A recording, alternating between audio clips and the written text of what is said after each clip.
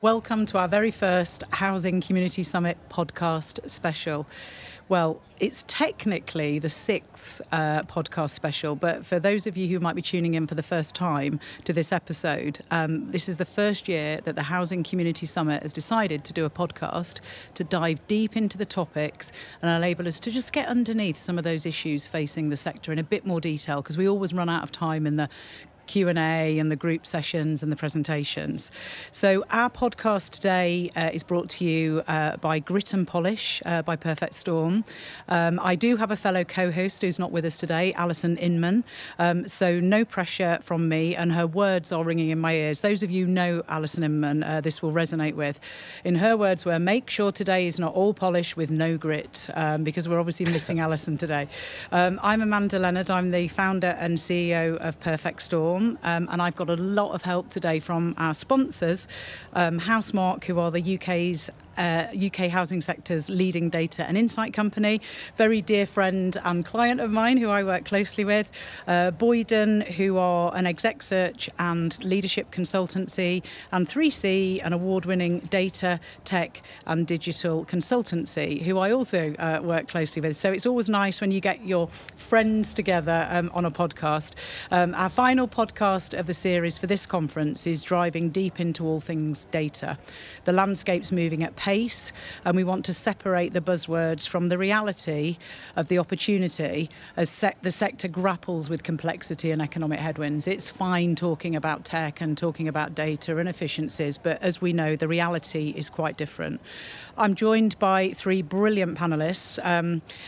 Andy, first of all, who is the CTO of Housemark and has worked, for those of you who aren't techies, that's the Chief Technical Officer.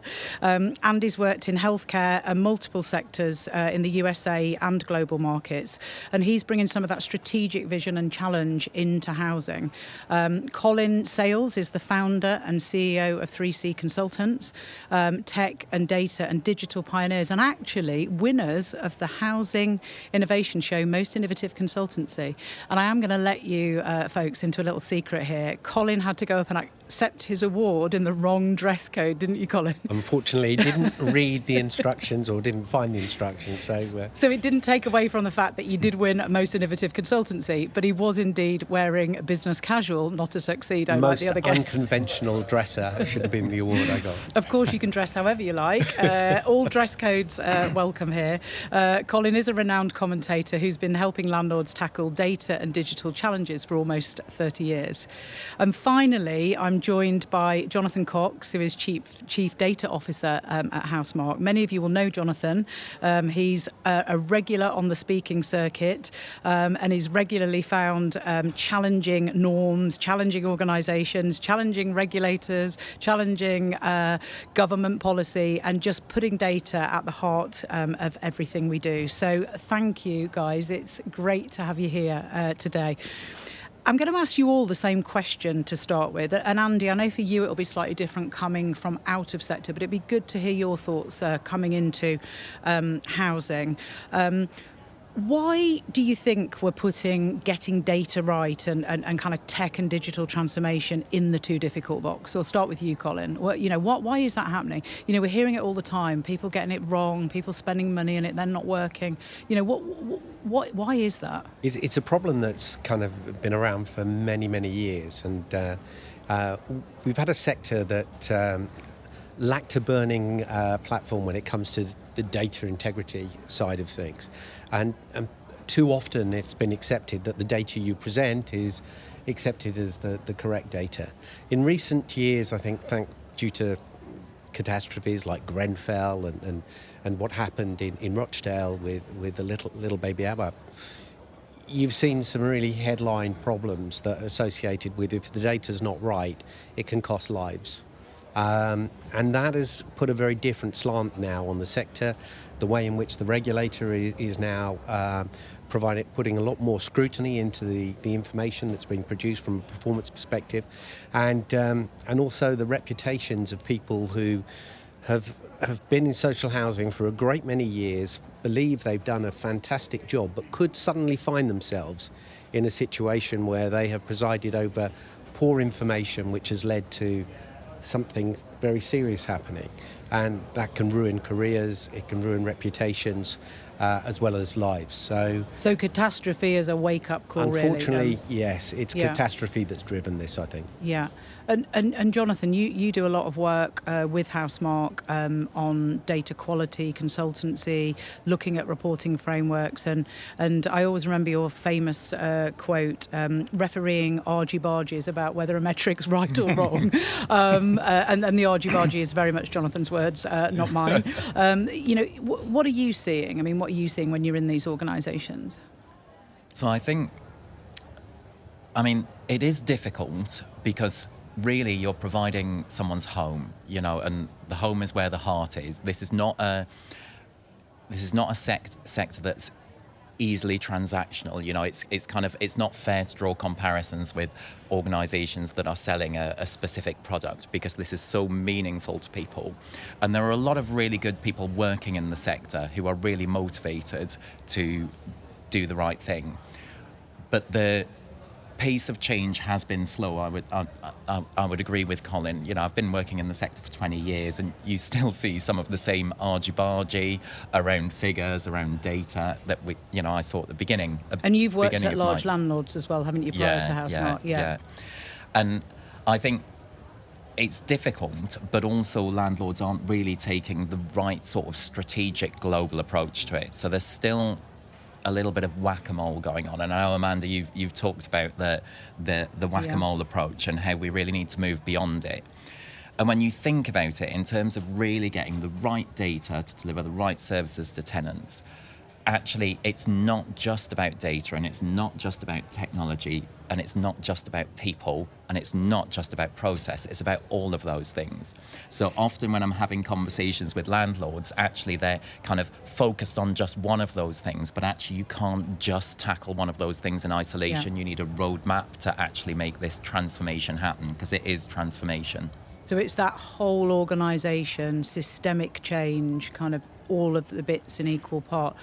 I mean, Andy, you must have seen in the years that you worked in healthcare some pretty big challenges. Are they similar? Are they similar to the ones that you've experienced in other sectors, what we're talking about? Yeah, I think the challenges are very similar. I think what's interesting in social housing is that there's a lot of legacy tech and a lot of different tech in individual housing associations. So I think a lot of the challenge is how do you move away from that legacy and get all your data consolidated and at the right quality to provide solid foundations for some of the new tech that obviously people want to adopt. So things like AI rely on volume and rely on good quality data, and it's challenging, particularly if you're a small provider, to actually be able to take those steps and write the business case that enables you to work through that kind of transformative journey. But the key to it, I'm sure you'll agree, Colin, is getting the quality where it needs to be before you can kind of get rich insight from some of that stuff. So that data quality is a first step, and I mean that's something you talk about a lot, Colin, isn't it? I mean you're obsessed with data quality. Unfortunately, it does sound like you don't get out much, but I can assure you folks, he does get out quite a lot as well. Right. Yeah, as well as talking about data quality. I saw you on the social circuit last night, but right now do illuminate us with your views on Colin's blushing for those of you on audio. So talk to us then about data quality then. I don't think data quality does come first. It should, but I think huge amounts of money are being spent trying to pull data together into one place so that you can report against it. But what's not happening is the integrity of the data that's being pulled together. People are creating these huge data lakes and data warehouses, but very quickly they can become data swamps because the information that's in there isn't being checked, audited and verified. And when you look at the regulator, the ombudsman, they're all turning around and saying things like there needs to be a single version of the truth, there needs to be a golden thread.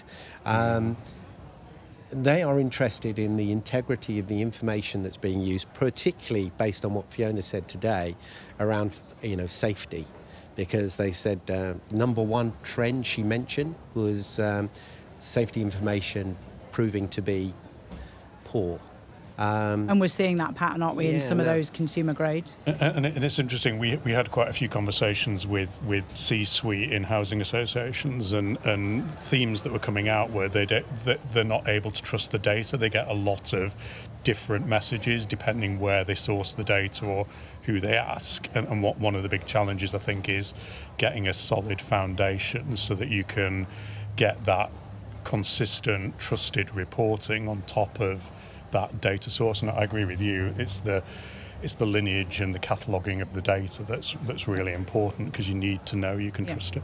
And you have loads of conversations about that, Jonathan, don't you? I mean, what are landlords tearing their hair out with, in trying to get that step nailed? So I think I've got a slightly different take to Andy and Colin on this, or maybe it's not different. I think data quality is hugely important, but I also think that often people assume that data quality is the problem, when actually it's not. It's about skills, and it's about insight, and it's often about culture. So you imagine a chief exec could rightly be frustrated by having multiple different figures coming through and just wanting to know what the truth is. But actually the underlying data quality might be okay. Actually what might be going on is heads of service or individual people reporting on the data are actually coming up with definitions or calculations that kind of paint a better picture. There can be cultural challenges within an organisation as well. So whilst tackling data quality is really important, I think take a holistic view. That's what I'd say. And when I go in to talk to landlords, actually, I'm kind of keeping my mind open, because often the first thing I'll hear is, oh, the data quality is dreadful. That's often the first thing that they'll say. Yeah. And it might well be, but it is never the only problem. Are we hiding behind that then? Are we hiding behind? I think Jonathan's absolutely right. My only additional point to that is, well, how do you change the culture? A culture often is about people being motivated to understand what's important and feeling there's something in it for them. So that's one of the first things. What's in it for me? If I really buy into this data culture, is my life going to be better? So there's that aspect to it. You might get 80% of the people, good old 80-20 rule, 80% of the people go, yeah, we're up for this. But 20%, no, they'll stick to their same old bad habits. How do you recognise who that 20% is? These people you make accountable, the data managers, the senior people who are responsible for data quality within an organisation, how do you give them the tools to actually recognise where the problems sit within their organisation? Who are the individuals that need development and training and support? What are the systems that are causing the problems? Do you have spreadsheets that sit in several different locations that are all being managed in slightly different ways? We see it all the time. These are not uncommon problems. It's not uncommon for a housing association to have 25 different spreadsheets that are important. That's crazy. But do you think it's also a leadership challenge? Because one of the things I've noticed, Andy's come into Housemark from working in other sectors, and I've noticed you're very much strategy first, tech roadmap second. Do you think there's a leadership piece here as well? Like leaders need to be a bit more immersed in... Well, I think being more familiar with what some of this tech can do, and it's interesting, we were chatting to the G15 kind of group, and there's quite a push on like governance and ethics around kind of AI and that kind of stuff, but the actual how can this transform my business, what's the use cases, wasn't the thing they were talking about. They were more talking about how do we control it, how do we work ethically and safeguard people, which is great stuff, but you need the business strategy and the use cases to justify the not insignificant spend that you're going to have in building some of the tech. And the other bit that was quite interesting, again, being out of sector, was there's a lot more focus on automation of process and some of the kind of Power Automate, Microsoft Suite stuff. Co-pilots, obviously, like LLM, chat GPT type stuff. But exec dashboards, exec kind of insight and predictives, and then taking that on into insight and solutioning, like that hasn't really been talked about that much, and that's quite interesting, because coming from pharma and health, it's all about that. How do we predict patients enrolling in clinical studies, and how do we know where they're going to be, and how do we get the most optimal sign up, and that whole predictive bit wasn't as strong in some of the social housing conversations that I've had. So are Housemark, going to sort of set their stall out in that space? I know you've been looking at new technology in Housemark. I don't want to do a spoiler alert, because I'm assuming you've got to develop the whole thing, etc. Yeah, so my task is obviously to work at Housemark to bring some of this tech to life, and we've been doing various proof of concepts around some of this stuff. Where we're lucky is we've got a wide pool of members, so again, that works really good for AI, because if you're kind of an individual housing association or local authority, you've got a pool of data, but having 350 members and potentially 25 years of varying degrees of history is really useful in that context. So that baseline data is... And then obviously what we want to do is start to think about how we make real these use cases, completely refresh the Housemark offer and transform it, and that's the kind of next 18 months at Housemark. And AI powered as well. AI, predictives, insights, solutions, RAG, all the buzzwords. All the buzzwords. Well, I was actually going to, and I'm going to ask Jonathan this, because I know, Jonathan, you're kind of every single day immersed in some of those challenges the sector is facing in the data space. Where do you think we're at with the kind of stuff Andy's talking about as a sector? There's a lot of talk, isn't there? Loads of buzzwords. This is the latest thing. And I'm not just talking about AI. I'm talking about all sorts of things in that data space. What's the reality of kind of current baseline, in your opinion? So I think probably the sector isn't very advanced overall in terms of making use of technology. There are some good examples. I do chat to individual landlords doing stuff quite innovative with data. But I think this links to the leadership point that you were making earlier, Amanda, and I think this is my challenge for leadership. Let me tell you this anecdote. I spoke to a CEO who said, look, all I want is real-time, accurate performance information so that I can run the business. Is that too much to ask? And of course it shouldn't be, but you recognise the truth in that. But talking to people more junior in that business, they said that's the last thing we want to give him, and and you can see the challenge there. This is kind of cultural, but it's also skills at leadership level, and it's like, actually, leaders do need to be data literate now. They do need to be able to look at information and turn it into insight. There's more and more pressure for them to do that. And I think there's a gap there. Yeah. But also wielding that power for good, because if you get that level of insight, and one of the things we've been looking at is persona-orientated kind of dashboards. So if you're a C-level exec, you have a certain lens, and if you're an asset director if you're kind of mid-level in an organization or data manager, you've got a different perspective. So serving up the right information to each of those different personas, and doing it in a way that is action focused rather than here's a glut of information that you've got to sort through the weeds. That's where, again, these technologies are really great, because you can go, you need to get your eyes on this because it's trending bad, and if you don't, it could look like this. Help me then understand what I can do about it, and predict if I do that, what is it that might change, and that's the power of some of these technologies. But you've got to have the data right in order to do that. So I think, I mean, you're right. It's part of a wider transformation, and just having that kind of platform doesn't change how your organisation will perform. All the other stuff goes with it, and that's why I'm much more about strategy and transformation than just the tech, because I've seen businesses pay a lot of money into tech and then never realise the benefit because the transformation didn't happen. Spot on. And Colin, I know you do loads of work in the tech transformation space. How many times do you have to go into an organisation where there's been a kind of a botched tech transformation, or let's just say a suboptimal tech transformation? For me, it changed my career, just watching it happen time after time after time. Like a car crash in slow motion. Yeah. Those of you who've known 3C, we've been around for over 10 years. And he doesn't look a day over 21. Oh, I wish. But for the vast majority of that case, and probably for many people out there, we are an IT consultancy.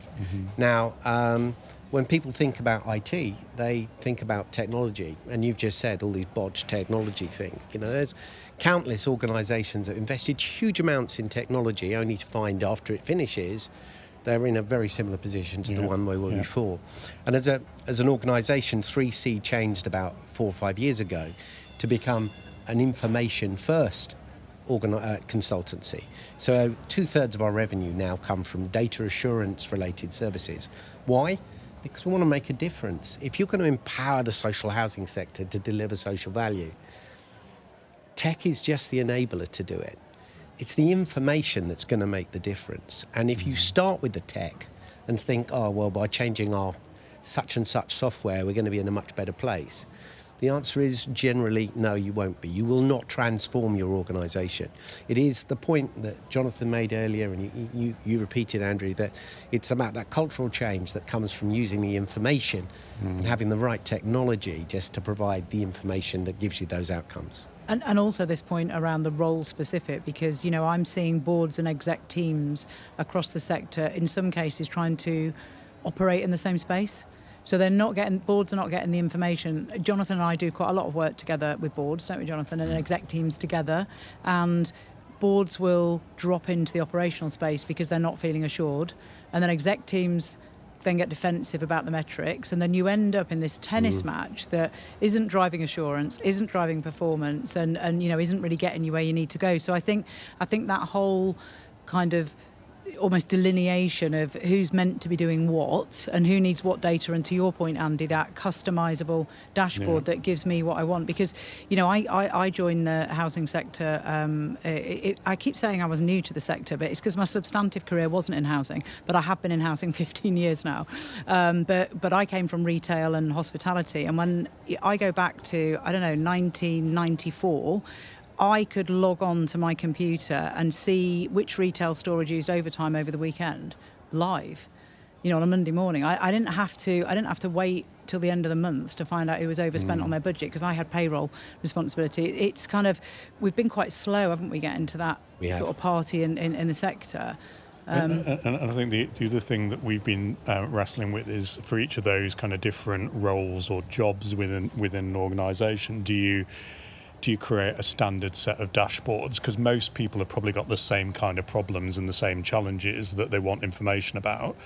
Having a standardised set, and then the ability to evolve that and extend it based on your particular circumstance or your need is kind of a model we've been exploring to try and make it easier for somebody to go, let's use Housemark data, but actually get really good insight on all the key things that they're wrestling with. I mean, let's face it, it's the only game in town, really, isn't it? I mean, on this podcast series at this conference, we've been talking about the headwinds in the economic landscape. We've been talking about the challenges, although we're optimistic, obviously, about policy direction and the policy changes we've seen in the spending review. We still know economic headwinds, operational complexity. So unless you can kind of expedite decision making and optimise resources to achieve more, we're not going to deliver what the government are asking us to deliver in aspiration terms, are we? I mean, just talking about efficiencies for a minute, that upside of efficiencies, because we talk quite a lot about data and tech. I mean, are you still seeing, Jonathan, an opportunity to sort of do more if we could get that, the data and insight to drive service improvement right? So yes, I mean, we know that resourcing is really tight within housing.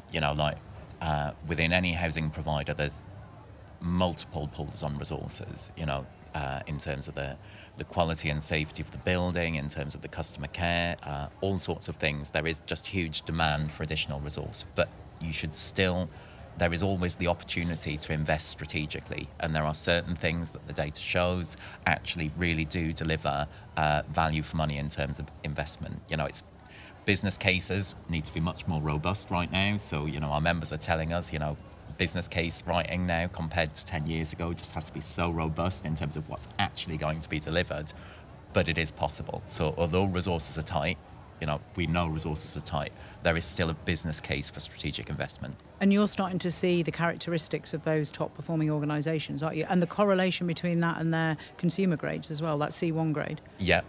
So obviously you've got to properly know what the data's saying and what's driving the data. It's not a simple correlation that you would just put on one scatter chart. But yes, we are often able to sort of really assess where a landlord is at on that journey and what type of grading they're likely to get when inspected. And the tech you've been talking about, Andy, will that help people to do that? Identify where those pockets are, where they can maybe be more efficient, where they can maybe improve services. Yeah, I think that might be some of the reason why we're seeing housing associations use more of the kind of automation tools, because if you think about where most of the budget spend is, it's all in operational activity, and those tools are really good at aggregating data, pulling together kind of insights that help customer care operatives or people in the field have all the relevant information, but summarised and served up, and also creating some of the output that's needed to be able to respond to customers. And obviously you want a human in the loop to validate it and again to make sure that the responses are appropriate, but 80% of the work can probably be taken away, so the mundane stuff goes away with a lot of that automation, and it becomes more productive for those people to actually spend time with customers or tenants or whoever.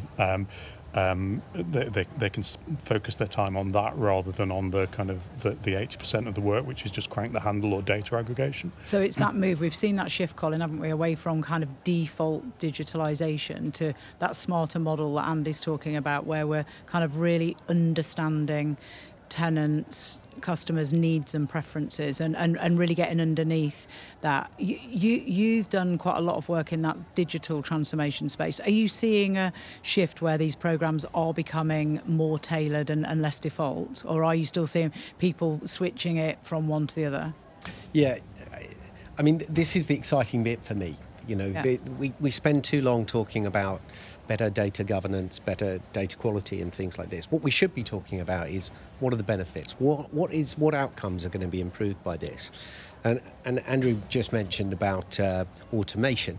Now, there are lots of tasks that if you get the data right, you can automate them. If you don't have the data right, forget AI, forget automation. There are elements of it that you can embrace, but a lot of them won't work, because AI, for example, worships data. Automation worships data. If it's right, it works. If it's not, suddenly someone manually has to get involved. Yeah. You look, there are so many processes. A great example is that there has been an increasing number of SARs and freedom of information requirements, and that 85% of that process can be automated, potentially 95% if you use a bit of AI as well. Now, that's going to liberate people who were doing very mundane tasks to go and do the things that have higher value. Suddenly, instead of hiring an interim, you've got resource available. This is where, by working smarter, you free up resources, you fix things faster, you have happier customers. I mean, the benefits go on, and you have less stressed senior executives and staff on the front line because they're dealing with less problems. So I get quite excited. Yeah, no, it's good. We like excitement on the podcast. Well, we're nearly out of time, actually. That's gone super quick. So I'm going to ask you all the final question. I'll stick with you, Colin, because you're on the mic. If there was one killer thing that you'd like to see in the data, digital tech space for the sector that would really level things up, what would it be? Like one thing. So you've got a magic wand here. We're not thinking constraints. I think greater guidance. I think everyone's asking for guidance requirements around data standards and yet somehow we're not quite doing it. So for me, it would be about greater guidance and possibly a bit more teeth in certain areas just to make sure people are focused. Thank you. Andy, what about you? With your external perspective? I think dreaming the dream because the sector feels a little bit kind of behind the curve, and I think if as senior executives, it would be really good to look outside the sector and see what else is happening and just educate yourselves about what is possible. I remember I kind of looked at Housemark, and we showed some of the tech and did this kind of show and tell, and then suddenly everyone went, oh my God, we can do X, Y, and Z, and I think that's what needs to happen in social housing. Yeah. So that real kind of broadening that lens, looking out. Yeah. And Jonathan, what about you? One killer thing to level us up. Consistent data. It would make my life and everyone else's lives so much easier. Like I'd love just like an absolute killer dashboard. It's kind of what I want to see, but in order to feed that, you need consistent data. You need good. I'm just laughing at Jonathan's. I'm trying to visualise Jonathan's killer dashboard. You're easily pleased, Jonathan. A killer dashboard. Yeah. Coming soon. Designed by JC.